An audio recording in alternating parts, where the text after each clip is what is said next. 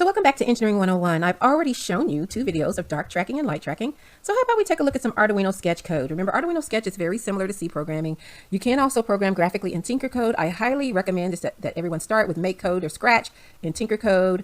You can go to the Adafruit website to do that. You can also go to the Make Code website to do that. You can do it in Arduino, Microbit, Circuit Playground Express, and then after that I would move on to Python, JavaScript, etc. So let's take a look. Remember, at the top we always have our global variables. Most importantly for light tracking is a photoresistor on pin A0. Then we have a global variable for our speed. Recall, I am changing code as I'm teaching it to you because I am preparing for an event with kiddos tomorrow, so I need to adjust this a little bit.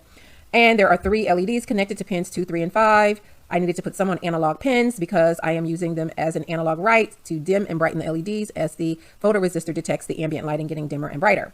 Then once again, our motors has 6 pins connected to pins 8, 9, 10, 11, 12, 13. This is a TB6612 motor driver. The setup function is the code that runs once. Configure pins is just a function that now declares everything that's an input or output. Please see my other videos if you're not quite sure how that works. Then we're going to read the ambient lighting in the room so that I can adjust for that as I'm having the robot track the light. And then, as always, I run a simple test code at the beginning where I turn the LEDs on. There's an extra one here. I need to take that out. Drive the robot forward and stop. LEDs off and stop. And I do this because that's a quick test of whether the wiring is correct. There's no hardware or software issues and the motor is working. Then I print the ambient lighting to the serial monitor so that I can test that the photoresistor is working correctly. And there's that configure pins code that I referred to before where you declare inputs and outputs. Our only input is the photoresistor. The outputs are the motor controller pins as well as the LEDs. And notice I'm correcting for mistakes as we do this because this is real-time coding. And so we're going to have a left, a right, and the medium LED, middle LED as outputs. So I'm going to put an MD here. Okay. And then we have the loop, which runs continuously in our microcontroller.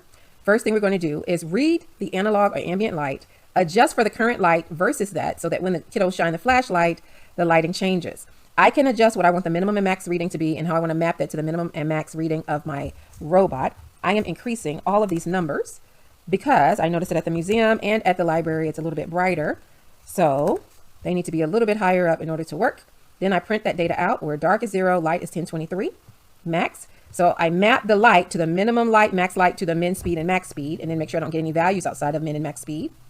And then from there, I map my min and max speed to the minimum and maximum dimming of my LED so that I can see them change as well. And then at this point, I can either have the robot move forward proportional to light, reverse proportional to light, or spin proportional to light. The only difference between this and dark tracking is instead of mapping the light to min and max speed, I would reverse max to min. I hope that makes sense. Please come back for more. Please like, share, and comment on the post. Make sure you follow me on youtube.com, Carlotta Berry, as well as norsdemonist.com, and stay STEMtastic.